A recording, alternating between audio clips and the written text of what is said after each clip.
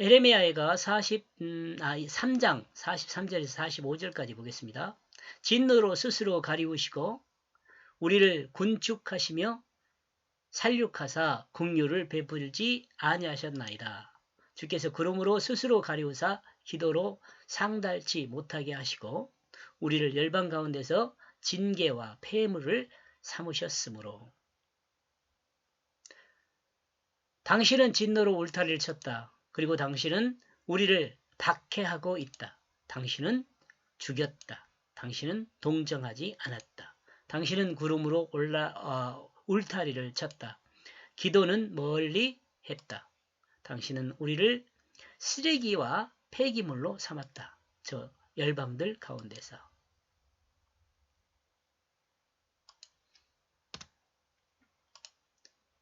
진노 제목입니다.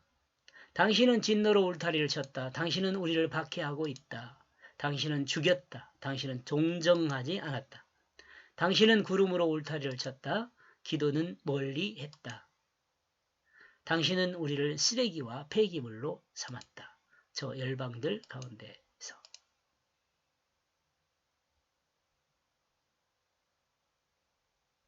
뭐 하나 또 있네요. 한번 읽어볼게요. 진노, 똑같은 내용인데 하나님의 진노는 나를 위하여 십자가 안에 하나님의 박해는 나를 위하여 또한 십자가 안에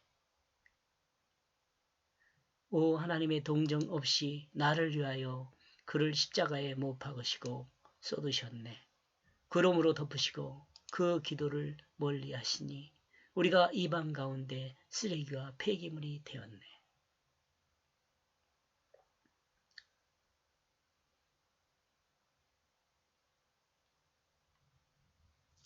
하나님은 그 진노를 십자가 안에 한정하시고 우리를 박해하시며 우리로 그 십자가를 믿게 하셨습니다. 이제 이 내용이 정리가 되죠. 이 말을 통해서 하나님은 그 진노를 십자가 안에 한정하시고 우리를 박해하시며 우리로 그 십자가를 믿게 하셨습니다. 하나님의 아들 예수 그리스도가 십자가에 죽어도 하나님은 동정하지 않았습니다. 이 예수 그리스도가 왜 예수 그리스도를 동정하지 않았냐면 이 죄가를 치르고 있잖아요. 예수 그리스도가 십자가에 죽는 것을 통해서 다시는 인간이 하나님을 반역하지 않게 하려는 그 목적이 있어요.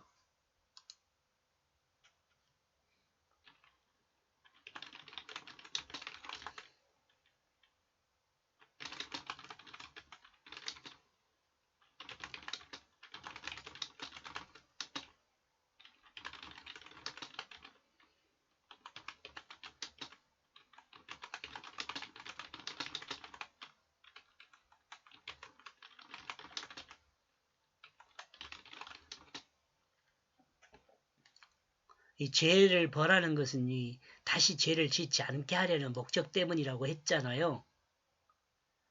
예수 그리스도가 십자가에 죽어도 하나님이 동정하지 않는 것은 하나님은 예수 그리스도의 십자가를 통해 사람이 다시 하나님을 반역하지 못하게 하려는 그 목적이 있어요.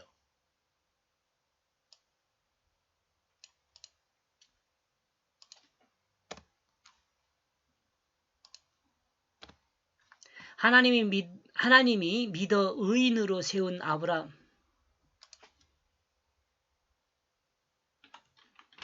하나님을 믿어 의인으로 세운 아브라함 아들 이삭을 번제로 드리듯 이스라엘 백성이 자신의 죄를 대속하기 위해 동물을 번제로 드리듯 예를 들고 있는 것입니다. 하나님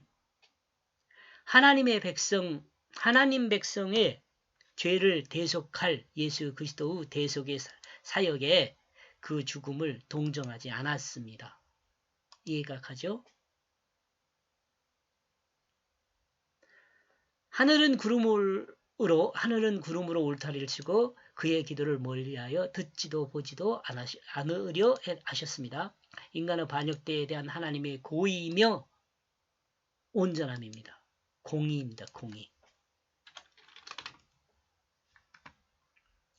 하나님은 하나님을 반역한 하나님의 백성을 이방들 가운데 쓰레기이며 폐기물로 삼았습니다. 쓰레기와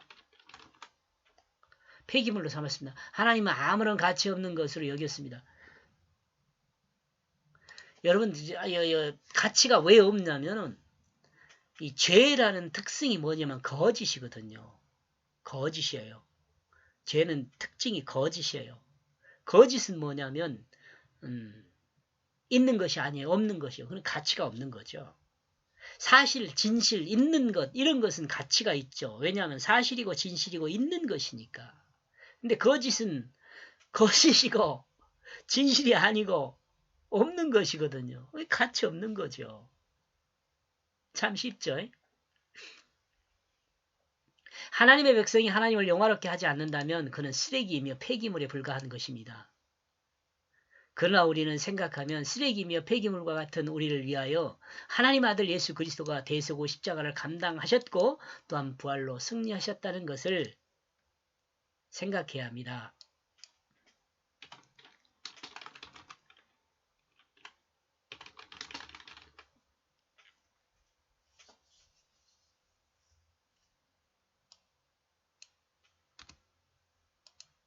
여기까지 보겠습니다. 고맙습니다.